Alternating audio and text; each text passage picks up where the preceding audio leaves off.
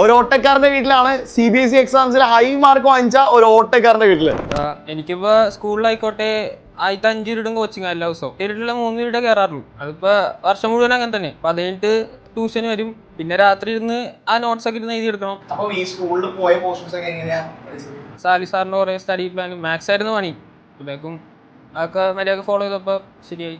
ഫാമിലിയിൽ നിന്നായിക്കോട്ടെ, ഫ്രണ്ട്സ് ആയിക്കോട്ടെ, പിന്നെ ടീച്ചർമാർ, സ്മാർട്ടപ്പിലായിക്കോട്ടെ, സ്കൂളിലെ എല്ലാവരും ഒരുമിച്ച് കൂടെ ഉണ്ടായി. 10ല് സ്റ്റാർട്ടിങ് പോലെ സ്മാർട്ടപ്പിലുണ്ടായിരുന്നു. അപ്പം ഇങ്ങനെ സ്പോർട്സും സ്റ്റഡീസും ഒരുമിച്ച് കൊണ്ടുപോകാൻ ആഗ്രഹമുള്ള പിള്ളേരുണ്ടെങ്കിലും ഇപ്പം അവർക്ക് എന്താ കുറേ ക്ലാസ് മിസ്സായാലും ഒക്കെ ഇപ്പം അടുത്തതിൽ കുറച്ചും കൂടി എഫേർട്ട് ഇട്ടാൽ മതി. കുറച്ചും കൂടി ടൈം ഇരുന്ന് ആ പോയ കാര്യങ്ങൾ പഠിച്ചാൽ മാർക്ക് കിട്ടും. അവൻ നന്നായിട്ട് ഹാർഡ് വർക്ക് ചെയ്തിട്ടുണ്ട്. ലാസ്റ്റ് ആയപ്പം അവൻ ഒരുപാട് നേരം ഇപ്പം രാത്രിയൊക്കെ നമ്മളാണെങ്കിൽ ഇങ്ങനെ വെള്ളം കുടിക്കാനൊക്കെ രാത്രിയൊക്കെ വരുമ്പം ഇവനിവിടെ ഇരുന്ന് പഠിക്കണുണ്ടാവും. അതുകൊണ്ട് എന്തായാലും നല്ല മാർക്കിലോട്ട് എത്തും അന്നുണ്ടായി. റിസൾട്ട് വന്നപ്പം ഹാപ്പിയാണ്.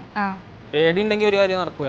അതാണ് മെയിനായിട്ട് ഞാൻ വെച്ചാലും. അത് ആദ്യമായിട്ട് ഞാൻ CBSE ക്ലസ്റ്റർ കളിക്കാൻ പോയപ്പോഴേക്കും, ഫുട്ബോൾ കളിക്കാൻ പോയപ്പോഴേക്കും ഭയങ്കര പേടിയായിരുന്നു. ആദ്യമായിട്ട് ഇറങ്ങണല്ലേ, അന്ന് കളി മൊത്തത്തിൽ അലമ്പായിരുന്നു. പക്ഷേ പിന്നെന്താ, പിന്നെ അടുത്ത ടൂർണമെന്റ് ഇറങ്ങിയപ്പോഴേക്കും എല്ലാം ശരിയായി, മനസ്സിലായി പേടിയാണ് കാരണം, ഇല്ലെങ്കിൽ അടിപൊളിയായി കളിക്കാം.